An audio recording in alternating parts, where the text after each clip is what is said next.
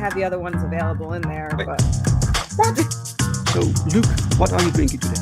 Coca-Cola. Morning on the way to the gym and set my ukulele on top of the car and then drove off down the road.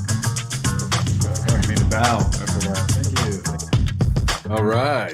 Thank you for that. Thank you. Look at that. Joe. I learned my lesson from last night. What a welcome. Thank you. I drink the most fruity drinks imaginable. It's laundry day. it's laundry day. So you always wear hats with laundry day. Peter did you a favor, James. Magic thing. So how did you two meet? Well, there's these places in San Francisco. I think they're called bathhouses. It's like one of those things where everyone wants to focus on like the big events that happen, but day to day, what we're doing is we're on like 12-hour draw streams, smoking weed, making comics. It's chill. It's so much fun, and like Man, I'm not a YouTuber. I do this because I want to sell comic books.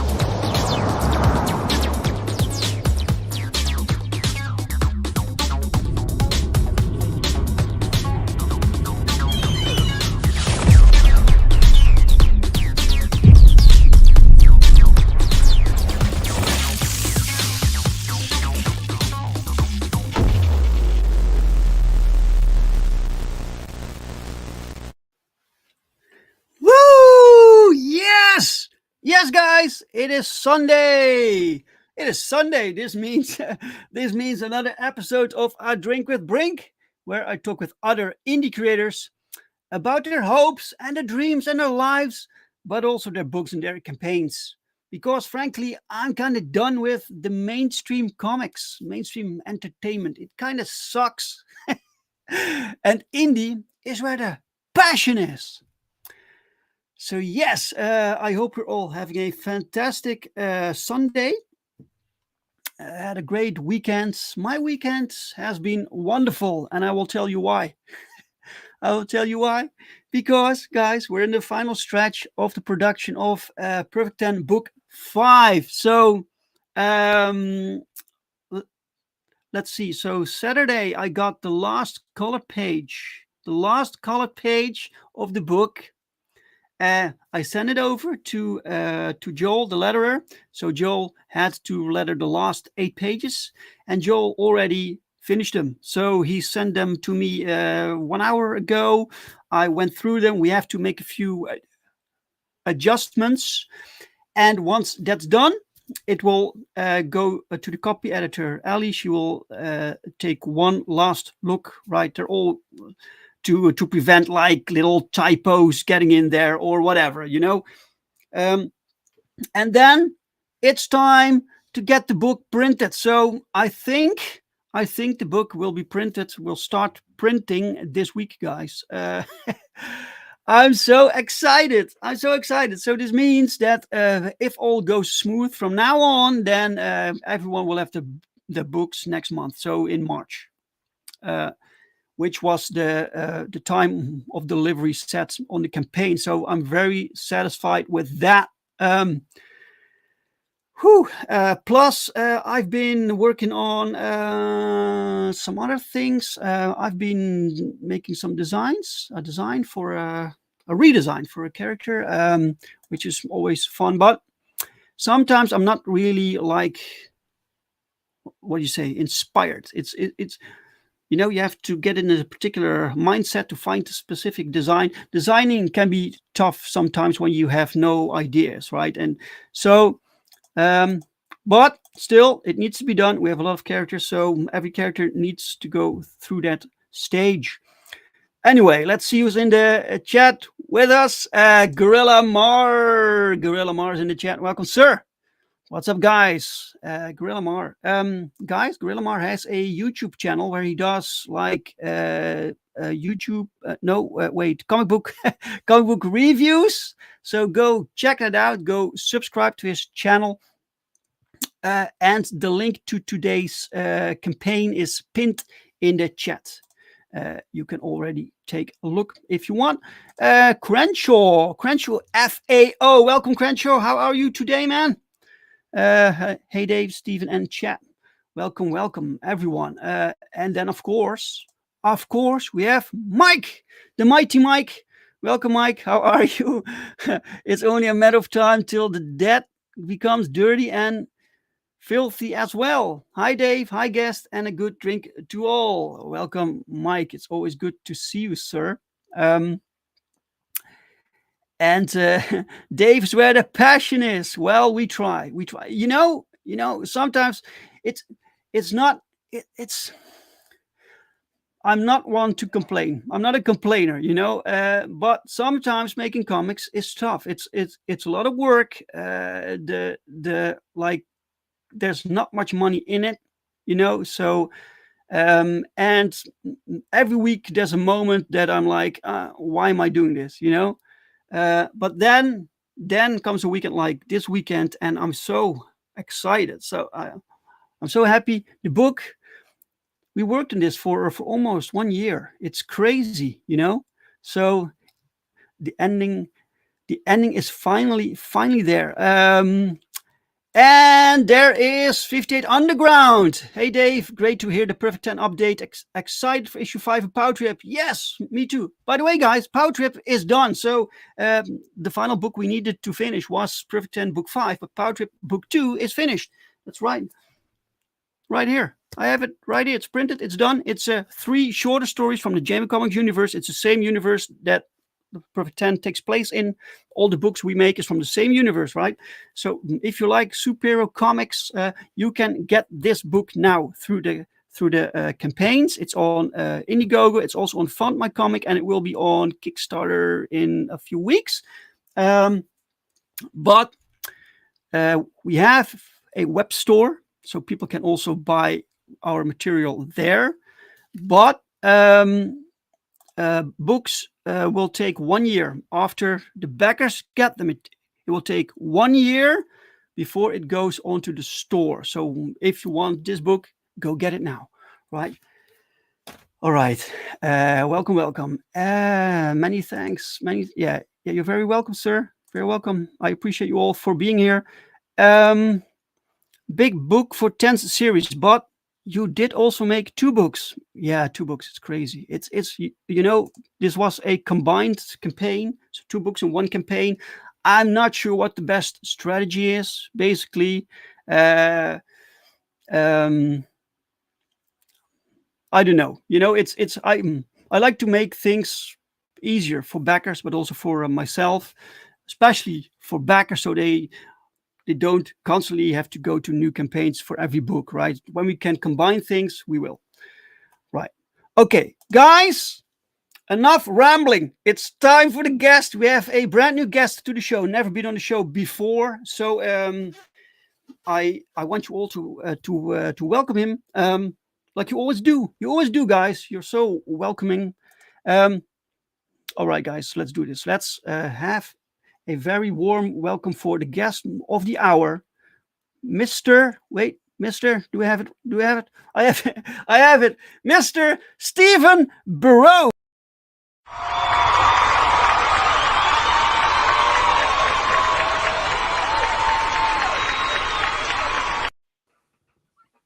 Woo! Hey, thank you.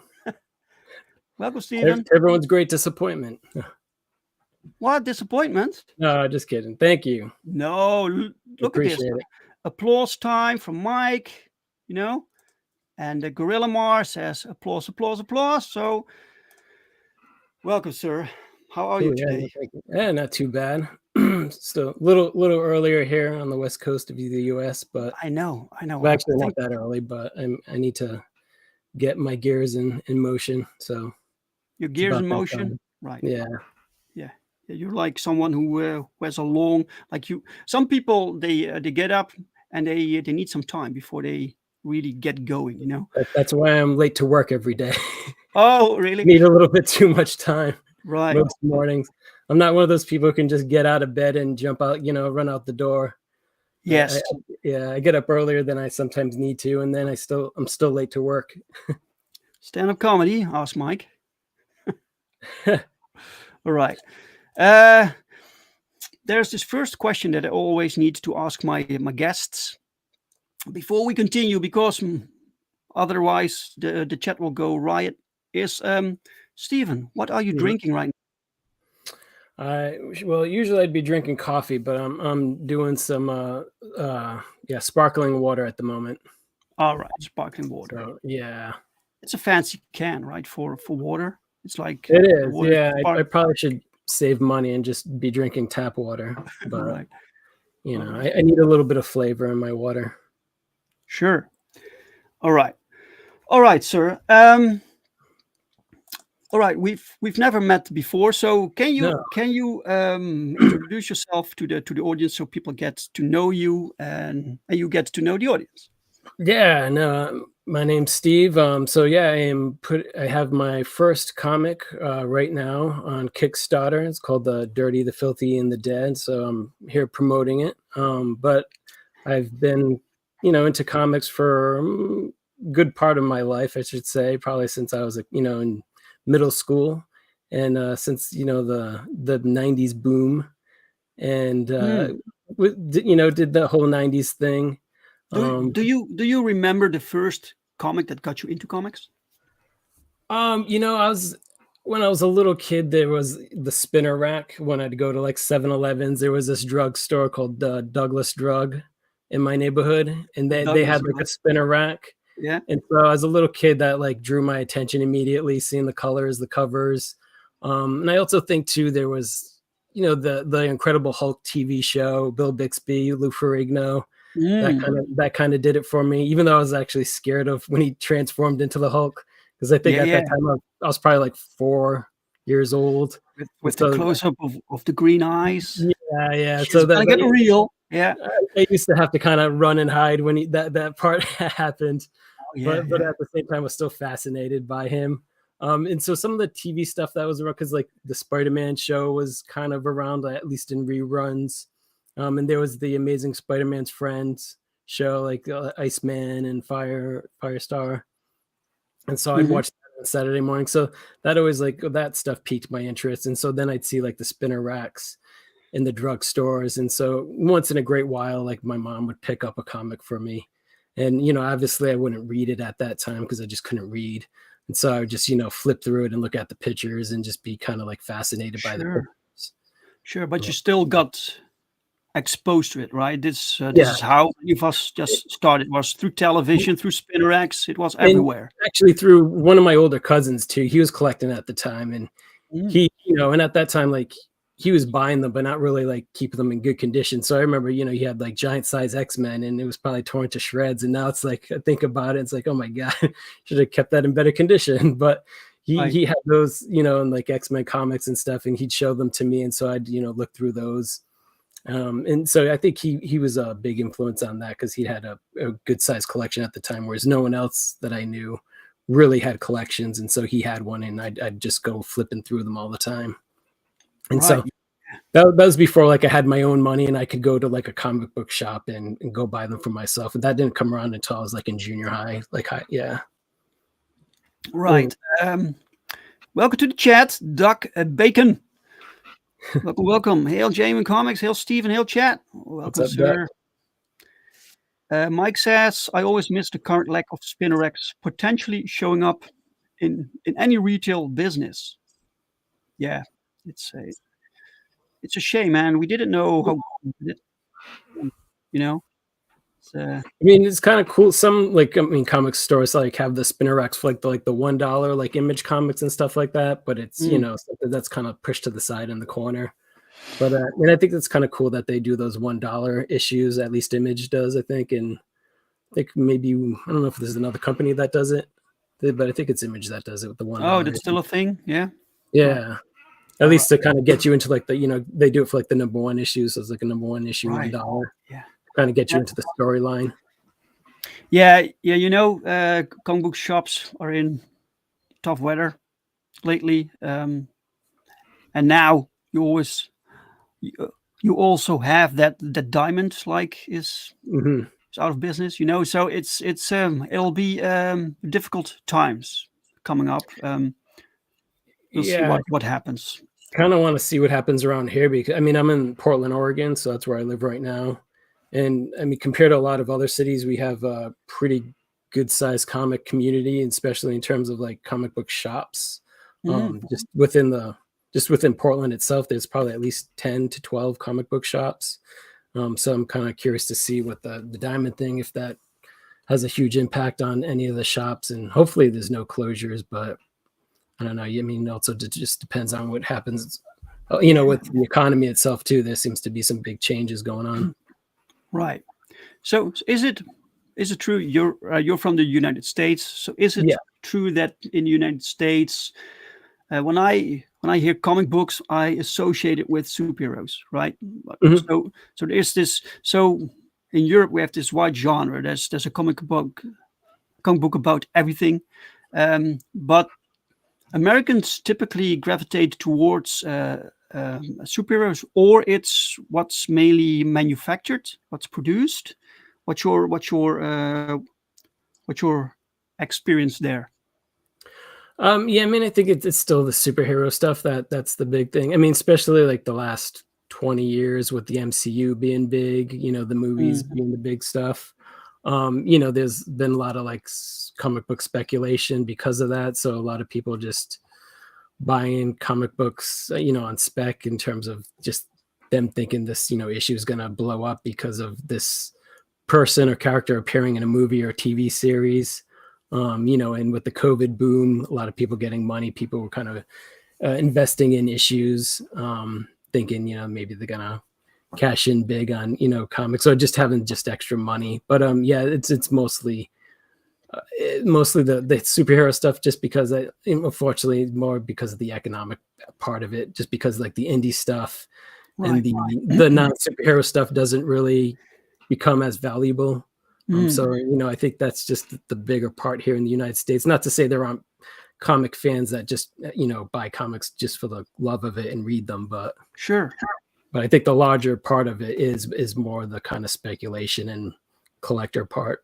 Yeah. I when I was younger, also they sold like translated American comic books, like from Marvel and DC and stuff, and they did have different genres.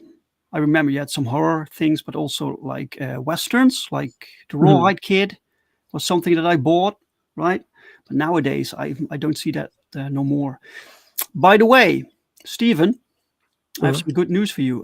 Gorilla Mar just said, got you backed. Oh, awesome. I super appreciate it. Do you remember how many backers you had when we started? I think 6. 6, yes. Yeah.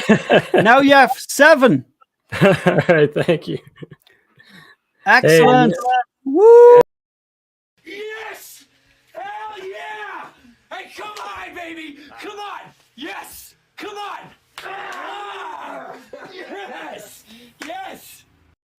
Yeah, you're the man, Gorilla Mar. Yeah, he is. He is. Gotta thank my moms too. I think she put up a lot of money. Thank you, mommy.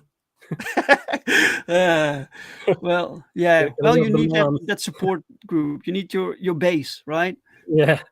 I know no one at my job put up any money, those bums. Mike says current non-superhero comics from the US is New Image and Dark Horse. Right. Yeah.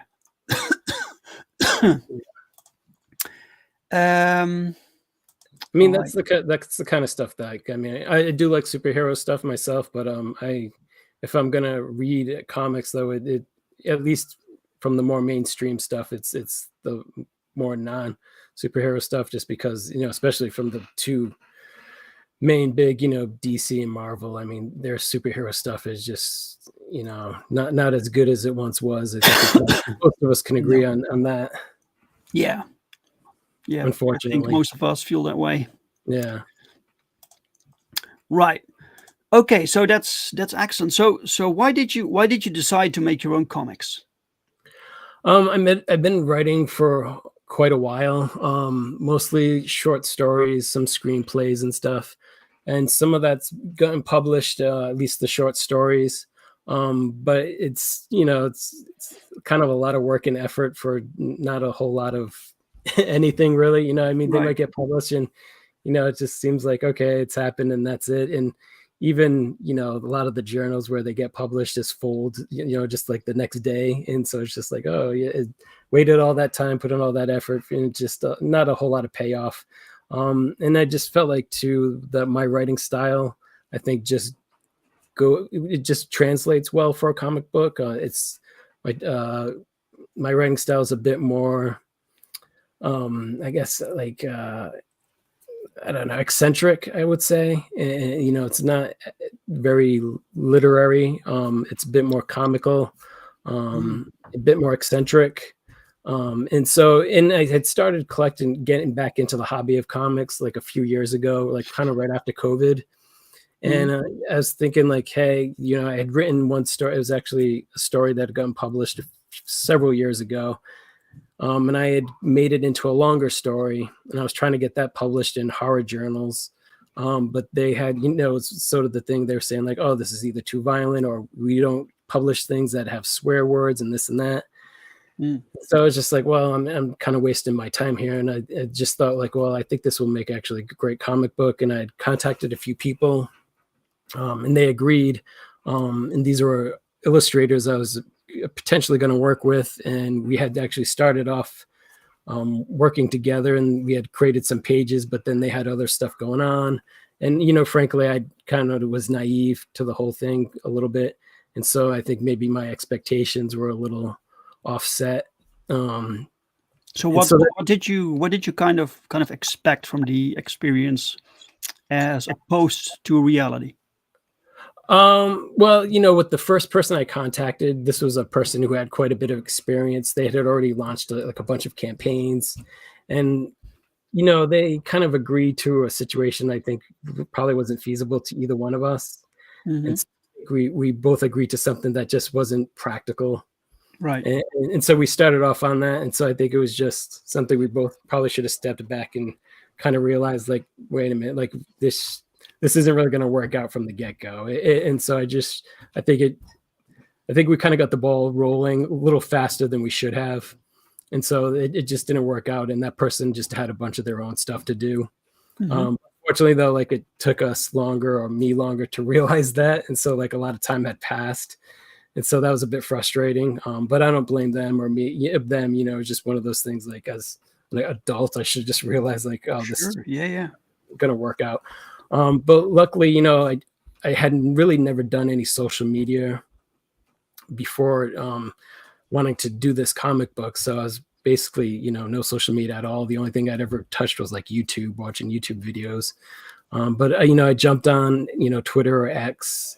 Really, that was the only thing I jumped on. But I started meeting people like I think Crenshaw's, who's in the chat, Dio, Tomo Reckoning, and a bunch of other people. I started talking to them. I think her name's like Dan Fan from YouTube, and so I started talking to, you know, comic book people in the community. And so I started just asking more questions and kind of, you know, come to realizations like, oh, okay, this is how things work. And so just gaining more knowledge, and that helped out. And so the thing was just kind of nailing down an illustrator. And I found the guy I'm working with now, Miguel, who's great. And he's been, you know, a great collaborator. And so, you know, he would have been on today, but he's kind of gotten attached to another project where he kind of can't, he's kind of locked down into something. So but he's still going to work with me. We're still going to collaborate. But yeah, it was one of the harder things of just kind of finding an illustrator, since unfortunately, like I don't have the drawing skills. I wish I did. That would make life a whole lot easier. Yeah. But Right. Mike says, click that thumbs up like icon reminder. Yes, please do, guys. Like this stream. And if you're not subscribed yet, just subscribe, Thank you.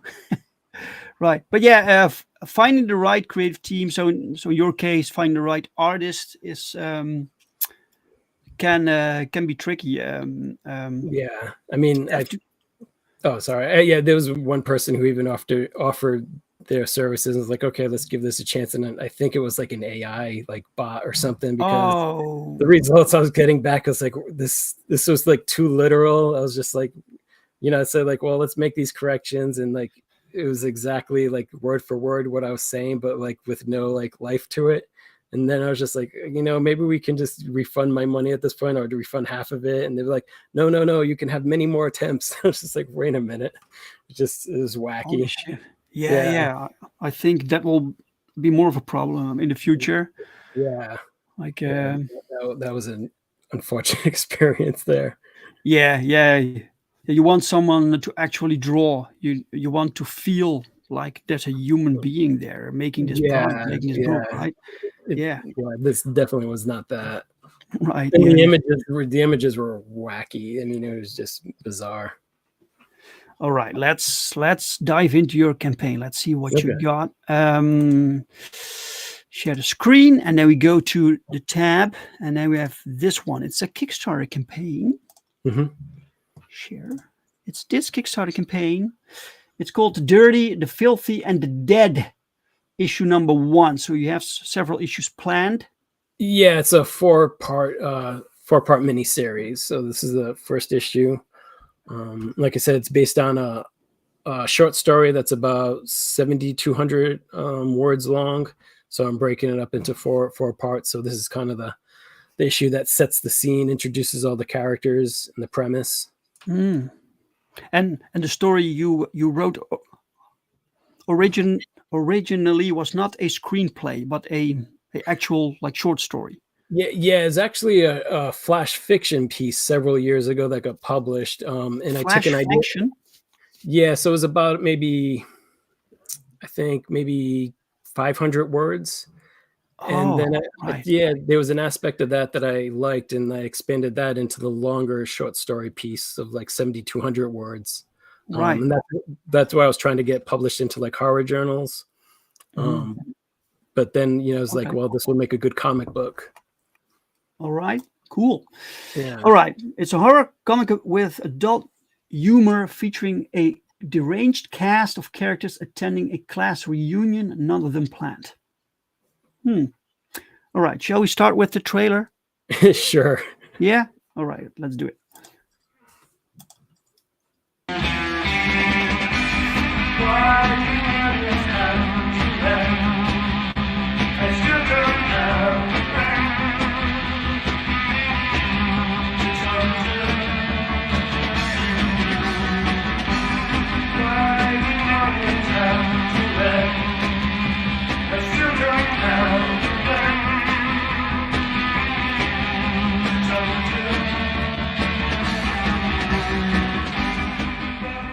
Hi, I'm Steve. I'm the author of The Dirty, the Filthy, and the Dead. It's a story that's based on a flash fiction piece that I wrote several years ago and was published in an online journal.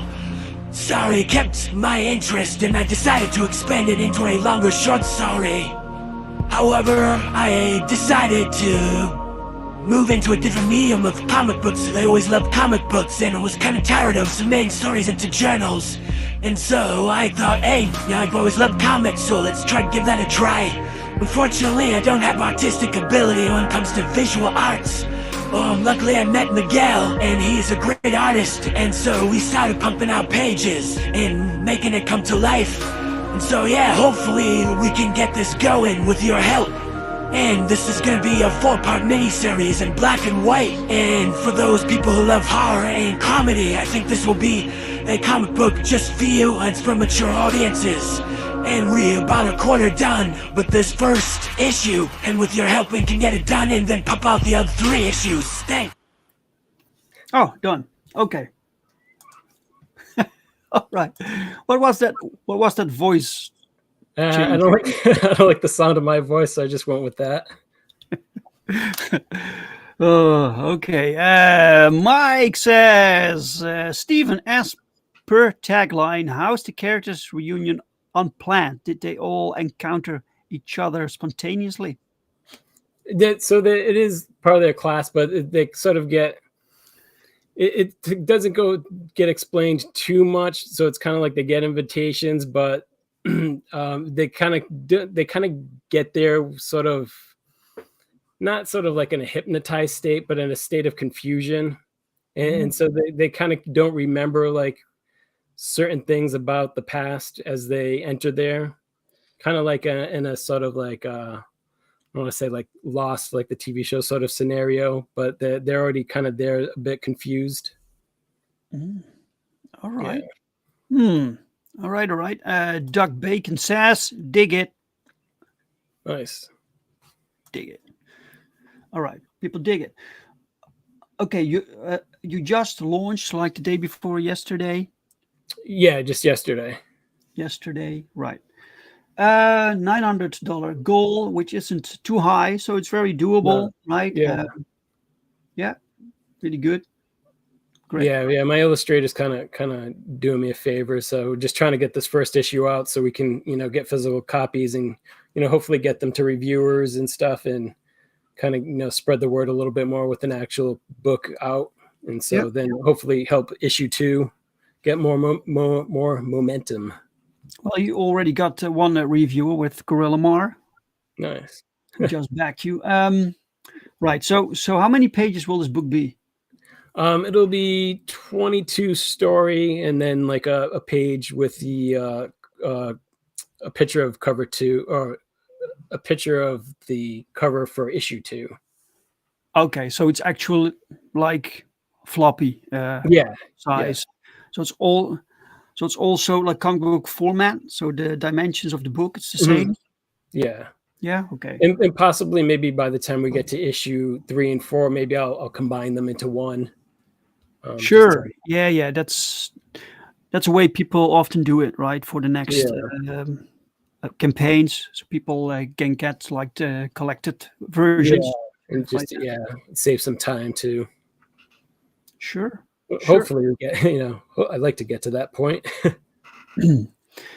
Right. So Jesus, grant me your permission and forgive my sins.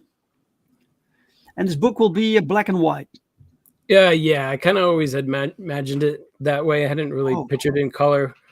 Plus too, just in terms of like, having to assemble less of a team and to save some money as well. But I thought of it as black and white too, though, because I'm kind of a big fan of like, Charles Burns and Daniel Close, in terms of like their comic books and art styles. All right. Sure. Yeah. So are these all main characters that we're looking at right here? Yeah, at least 2 of them, like the lady on the left and the guy in the darker suit are like 2 of the very main characters. That's Larry and his wife. They're 2 that you follow throughout the story. So these are the 2 main protagonists. Yeah, 2 of them. Yep. Right. And there's a guy that you meet at the end who's kind of like the sort of puppet master who you meet at the end of the issue. Right. So it's not really a ensemble thing. It's you focus on two characters basically. 2 at the beginning. More people enter in. And so it's like it starts off at the reunion, and what happens is I should say like when they're at the reunion, the sort of guy who MCs it or controls it, who's kind of doing some evil deeds, he kind of puts on these sort of stage plays that kind of show their like past sins, and then like later on you kind of see like the machinations, like how it came to be and who set it all up. Oh, okay. Yeah. Gorilla Mar says horror definitely works very well in black and white. Yeah. Yeah, and the story gets darker as it goes on in the issues. Right, but it has this comedic element to it also, right? Yeah, especially with the antagonist, the main antagonist or MC of the the reunion. He kind of, as I think I describe him, like on that page, he's a bit like one part George Carlin, one part John Wayne Gacy. Okay. All right. All right. We have another question from the chat.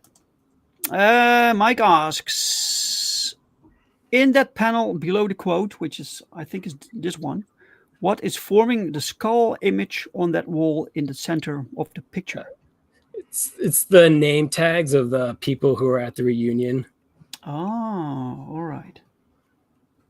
Oh, okay. Name tags. Menacing.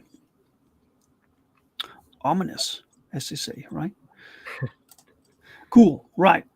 It's a 4-part miniseries, so 4 parts, right? Perverse humor. Episode of Seinfeld directed by David Lynch. That's a cool combo. Sure. Yeah, it's one way I've been kind of promoting it as two influences. Yeah, it's very difficult. So what would you see your what would you say that your, like, what you call a tagline or your pitch is? That's very difficult, right? Coming up with the right pitch for your book. That's always the thing that I struggle with. Yeah, I've been kind of using that though, like an episode of Seinfeld directed by David Lynch. Intriguing, says Mike. Thanks. Mike says, I've been reading Tomb of Dracula by Wolfman and Colin in black and white. I don't even want to read it in its original publicized colors. Yeah, it does something to the atmosphere, or to the experience. Rest in peace, David Lynch. Yeah. Right. So, Larry, they say, so this entire story basically takes place at one location. For the first 3 issues, and then the 4th issue, when you kind of find out the background, takes place elsewhere. Okay, cool. Bernice Dunlap, a member of the planning committee, joins them along with Larry old pal Bobby Kincaid. Blobby. Why is he called Blobby? Was he fat? It's part of like their past too, just like some of the bad things they did in the past, and it's kind of showed later on. Right. Yeah, right. Yeah, it's always cool also to look for names for these characters, right? So you have to come up with the name Bernice Dunlap. So does that have a reason, or is it kind of random? You just like the sound. Some of them have reason, and some of them is just me trying to just come up with things that I think work as names. Yeah, that are not too generic, but sure. You got to come up with names that aren't too similar. I know there's people that have whole working theories of how to name characters, but okay. So this is what they call the Photoshop room, right? They come in and you have to Photoshop all these images constantly. Yeah. Yeah, that's a cool effect. It's pretty cool. Yeah, I think Miguel did a pretty good job on that page.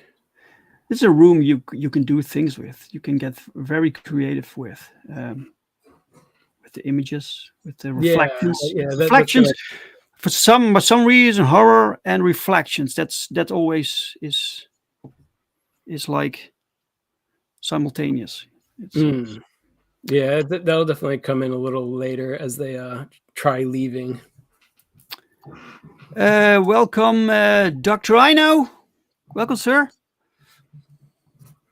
Hello, Dr. Ino. Today we're looking at a book called, what's it called? One sec. The Dirty, the Filthy, and the Dead, issue 1. That's a good title. I think it's a interesting title. Yeah, it took me. I mean, when I was writing the story itself, I went through a bunch of different things I was trying for, and that was the only one that kind of stuck with me. So, yeah. Blobby came out of A Fallen Meteor in the Woods? Not quite, but that is a good movie. Need to rewatch the. I did see the original. Well, no, I should say the remake of was it the '80s one in the theater? as a kid. Yeah. We didn't It was a even good realize one. it was a remake. Yeah. Yeah. I actually saw that one first before the original. Yeah. Rewatch. There's a lot of movies I need to rewatch. It had this great surprise twist where the main character wasn't the main character. You followed someone and suddenly something gruesome happens and someone else takes over the main lead. That was a surprise. That was really, really cool. It's well done. Yeah, that doesn't happen too often in movies anymore. No. All right. So this guy has a very how do you call it? Like we call it markant. I'm not sure how you call it in English. Distinctive face. Yeah, it's a mask. But there'll be another panel that kind of shows it better. Oh, it's a mask. Yeah. Oh, yeah. That's the thing with comics. You can't really tell. In black and white, it's supposed to be a mask. Yeah. Okay. All right. All right. What does she say? Excuse me. Can I get a couple of drinks? Sorry, I just wasn't expecting. I'll have two. So he startles her with the mask. Okay. Right. Some black and white horror today, good sir. Yes. And Dr. Reiner says, Miss Barone, I want you to succeed Doc's orders. Thank you. I'll do my best. I'll try. And we have the best chat. The best chat we have. Yeah. Okay, what's this? This is different. That shows up as it's part of the playbill. You can actually kind of see a little bit of it. That's in the cover A. That's that's beneath the knife. So they get this playbill that's kind of shows what's going to happen when the character Ralph, his name's Ralph, who shows up. And so that's one of the images that's on the playbill that's kind of handed out to the audience. Mm-hmm. Oh, okay.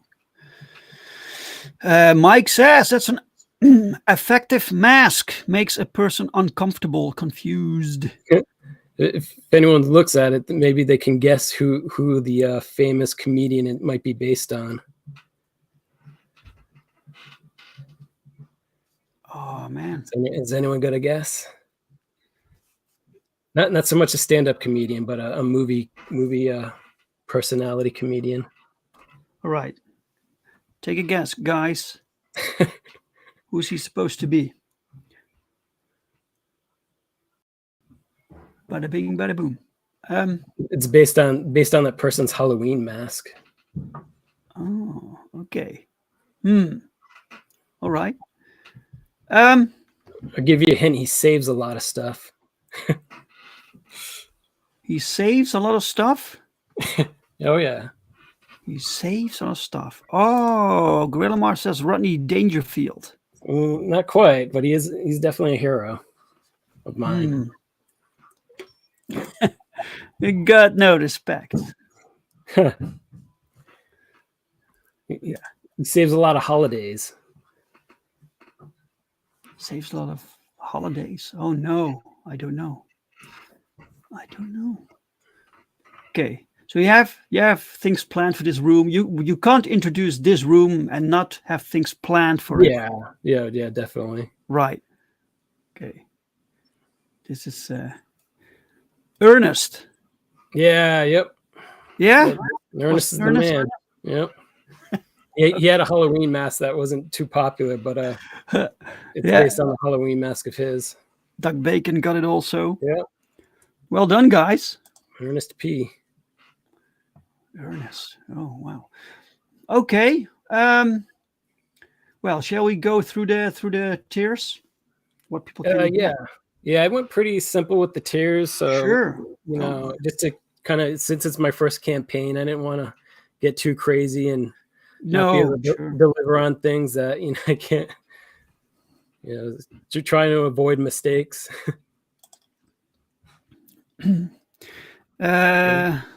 Hey Vern, remember the TV show too? And It was actually a critically acclaimed show too at the time. Hey Vern. Jim Varney. Some of these people I don't know. I don't know. Yeah, but Mike totally sees a young Rodney Dangerfield too. Oh, nice. Hey, I'll take Rodney Dangerfield. Sure. Right. So you have a digital copy, which is great. You have to offer people digital, so they can easily support you, right? Yeah. For just $7, guys, you have the PDF. Yeah, try to make the prices as reasonable as possible while Sure. still, making it doable to produce. Yep. Yes, every bit helps. All right, for $7 you get the digital. Then you have the physical filth. That's the book, right? That's just the physical book. Ships only to the United States, so I can't get it. Well, I'll see what I can do for you, buddy.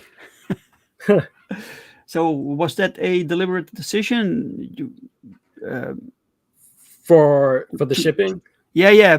Sometimes shipping. Like I said, I wasn't positive like how the shipping rates were gonna work and how to charge and everything. So like I said, I just was trying to keep it as simple as possible. But I figured if people overseas wanted it, that the PDF is there. Sure. Yeah. Absolutely. No, I get that. A different look. What is this? That's the second cover or a B cover. But you don't have any covers on your campaign, right? Yeah, I think maybe if you click on it, it's bigger. But no, you can't just click on this and. See, one mistake caught already. I think it would help if you start with the covers here, so people know what it looks like. So you have this one because I can't really tell what this is. So, yeah. But it costs the same, guys. So for the same price, you can get a variant. And probably sure you know this. Kickstarter usually lets you edit while your campaign's live. Oh yeah, you can edit when. Oh, you can. Okay. Sure, yeah. Well, maybe I'll do that today. No, you can keep adding stuff to your campaign, sure. But is this from the same artist as the main cover? No. So it wasn't the trailer, the video. So it's the cover B. It's by a guy, Luis Rosa. He's actually a guy who I found on Fiverr because that's where I first went when I was looking for artists. And he did my logo too for my sort of overhead that I'm kind of using as the kind of canopy for future comic books as well. It's like this logo right here. But okay, yeah. Right. Mike says Jim Varney is the name of the actor who played the Ernest character. It was strange to rarely see him out of character. Seemed like a decent, intelligent guy. Yeah, that's. Yeah, I think actually one of his last roles was a movie with Billy Bob Thornton and Ben Affleck had some part of it where he's not in the Ernest getup, right before he died. Yeah. I see the serious persona, and then you're like, oh, is that the same guy, right? It's similar to this. There was this actor, what's his name? Rob Schneider. Oh yeah. So he always played these goofy characters, and I hated him, And, and now I usually see him in his normal state, and I'm like, he's a pretty decent, intelligent dude. Yeah. Right, he's become more political these days. Yeah. He's not Deuce Bigelow, male gigolo anymore. Yeah. Those movies were so stupid. Right.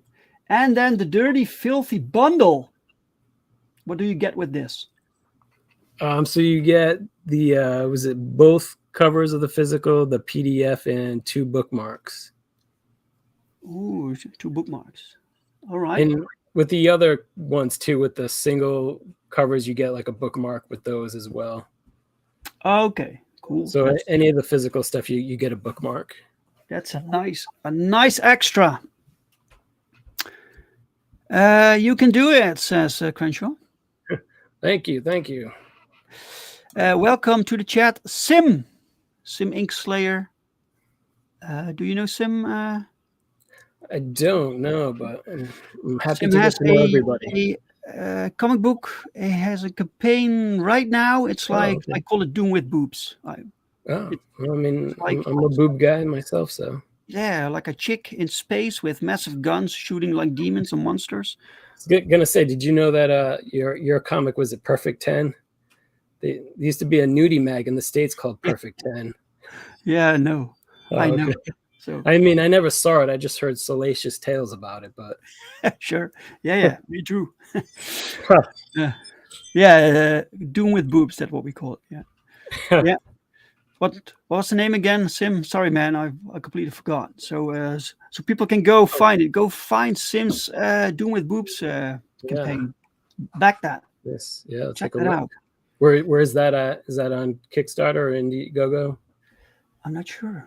I'm not sure. Oh, right. It's called Hellzone. Hellzone. That's a cool name.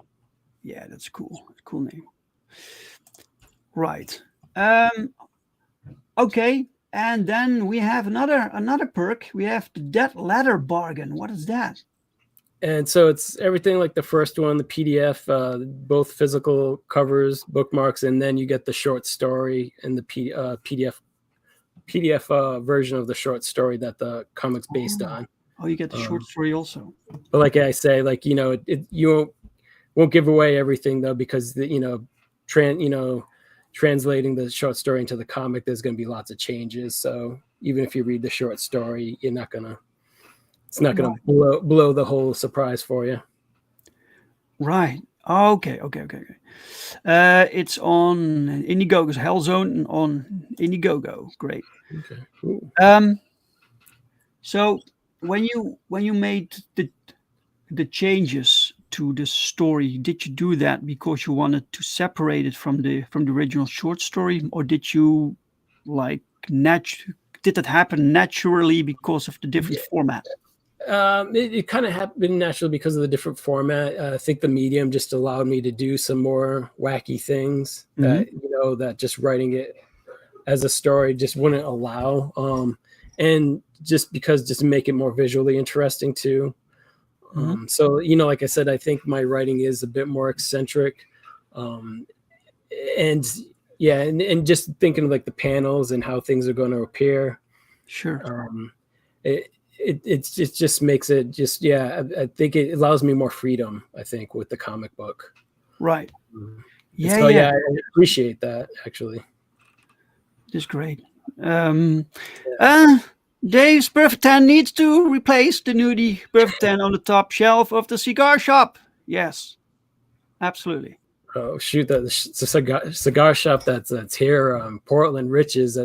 Was pretty famous. Got rid of every single magazine they used to carry, so it's just cigars now. Oh yeah, they used to carry like hundreds of titles. Yeah, man. Damn. Yeah, they're all gone. Yeah, it's not good for your health, Not good for your health, cigar. so that's like it's a weird like thing what they do. Then the one thing they rather get rid of, but then you have the cigars and alcohol. It's everything is weird, man. People make decisions for everyone. And then Sim Tales of the Netverse #2 was a read worthy of stepping in for Heavy Metal magazine. Metal Hurlant, since that brand decided to self-implode. Okay. Right. Okay. Sorry about that. Is there, before we close off this campaign, sir, is there something that we need to know that you want the people watching right now to know about this campaign?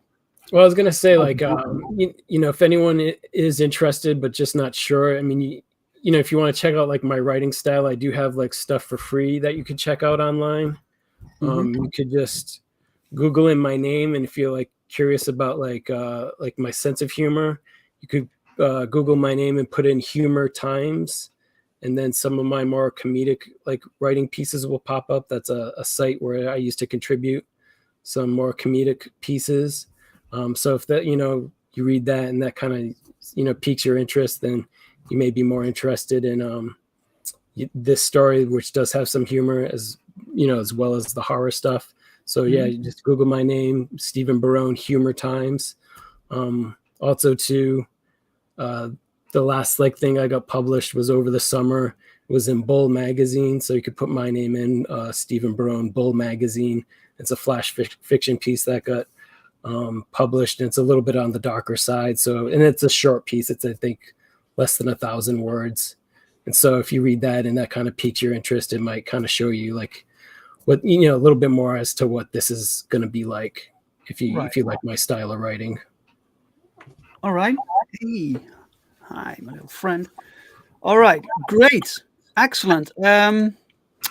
Mike says ditching the cigars and smoking was an early step in ditching and trashing masculinity.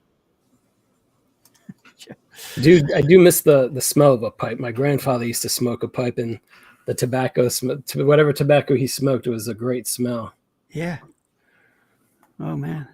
Now, I don't know about the smell of cigars, but the smell of a pipe is nice. Right. Okay, guys, the link to this campaign is pinned in the chat. It's also in the description of this video. Go check it out. Let's refresh one last time. You never know. It's $7 backers, but you have 28 days to go, and you only trying to reach 200 today, right? 2 days, $100 each day. That'd be great. Absolutely. We'll try to get to 200 today. Would be awesome. You have to aim high. All right. Okay, guys. Before we close off, I think I like to share something else, because, as I was just saying, let's share this on Fund My Comic for now. Fund My Comic. On Fund My Comic, we have Perfect 10 issue 5, the exclusive Fund My Comic cover. So you can also get this book on Indiegogo, and it will be on Kickstarter in a few weeks. But I'm showing you this because this is the exclusive Fund My Comic cover, and we will print them for the backers that are here that back this cover. So it won't be printed extra like you have the regular covers. They will be printed like in the hundreds, right? But this one is only for specifically for the backers at the same price. So it will become very rare. And I'm showing you this right now because we are finalizing the book. It will likely go to the printer next week. So if you want this cover, this version, this edition, get it this week, right? Because once it is out, I have to close the campaign. The other campaigns will stay open, but this one will close, right? Okay, so Perfect 10, if you like superhero comics, I like American style superhero comics, but I don't like the current mainstream superhero comics. So I made my own stuff, right? And this is a universe we're building right here. Perfect 10, if you don't know this universe, if you're not familiar with the universe, Perfect 10 is a fantastic step in comic because along with the main character, you get to know this universe. She wakes up in this universe, she knows nothing about it, and she has to learn who she is, what her role is, and what she does there, right? So this cover is drawn by the legendary Alan Goldman. It's inked by Thiago Gomez and colored by Daniel Rodriguez. Look at this, guys. Look at this fantastic art, wonderful colors. I love like the vibrant colors. This has to be like fun to look at, right? As you can see, it's spectacular work. It's drawn by Pow Rodriguez. The interior art is drawn by Pow. He's the artist from the very beginning, the entire series. He worked for Marvel, for DC, and now for some reason I get to work with him. I'm so lucky. And this is a double page spread, but it's small. But when you buy the book, you can marvel at the beauty of it, right? So each issue we introduce new characters. We're slowly building this world. We're building the lore. It has a fantastic story which won awards. So go check that out. If you like superhero comics, this might be something for you. We're not afraid of sexy. We're not afraid of action, of swear words or whatever. This is, you have to be able to take it, right? So this is good stuff, guys. Look at this. It's pencil work from Pow. so you can see it, how things start. Plus, with this campaign also comes the second issue of POWERTRIP. You can also get POWERTRIP issue 2, which is done. It's completely printed, this book. These are 3 shorter stories made by 3 different creative teams, but these stories take place in the same universe. So it's all like connected somehow. You don't need to read all the books. These are separate stories, but they are connected. So the Shadow Lion is a Brazilian, like street level superhero who takes on the Brazilian underworld but faces off against like weird beings that he never expected. And then we have the Flying Dutchman, who is basically our Superman from the Netherlands, the Flying Dutchman. Really cool. And this is written by myself and drawn by Pau Rodrigues. And then we have the final stories, POWERTRIP, The Phenomenals. The Phenomenals is a story about a group of superheroes who didn't make it through the Superhero Academy because of like lots of problems, but they wanted to be superheroes, so they formed this group anyway, and so they go beyond like the government. Really cool. It's a short story. It's written by Lee Byron Carver, who you may know from The Company Man. And then as campaign extras, Pau can draw any character you want. You can commission him for any character. He will draw a mainstream or a Genuiverse character or your own or whatever, and you will get the original art shipped to your house, and you get a high-res scan, and you can use it for anything you want. You can have it colored, used for your own cover, whatever. Plus, this comes with books, right? So you also get that, and we have stretch goals unlocked. You also get like trading cards. We have new trading cards with every new campaign. So cool. Go check that out, guys. The link to this is also in the description of this video. All right, stop the video. Wait, share, stop sharing, and the screen shares. There we go. All right, Stephen. Wait, let me go through the chat one last time. One last time. Mike says, besides these are full of beautiful women and guys who look like freaking titans or godlike champions. Yes, we bring the beauty, guys. We bring the action. Stephen, thank you so much for being my guest for today and showing us your campaign. Appreciate it. You're very welcome, sir. I hope you will get on more like streams and get more eyes on your campaign. Yeah, that's the idea. I hope so. But build your audience. This is great. This has been fun. Excellent. Well, I'm glad to hear that. And special thanks to the chat for everyone watching right now. Thank you so much for being here, because without you, it's just 2 people talking to nothing, right? So it's thank you. If you like this conversation, give the stream a like. If you didn't like the conversation, give it a dislike, and I'm very sorry. I will be back next week with another guest. I forgot who. I forgot who, but it's a wonderful guest. So next week. So same time, same channel, new guests. Hope to see you guys then. Cool. Bye. See you later.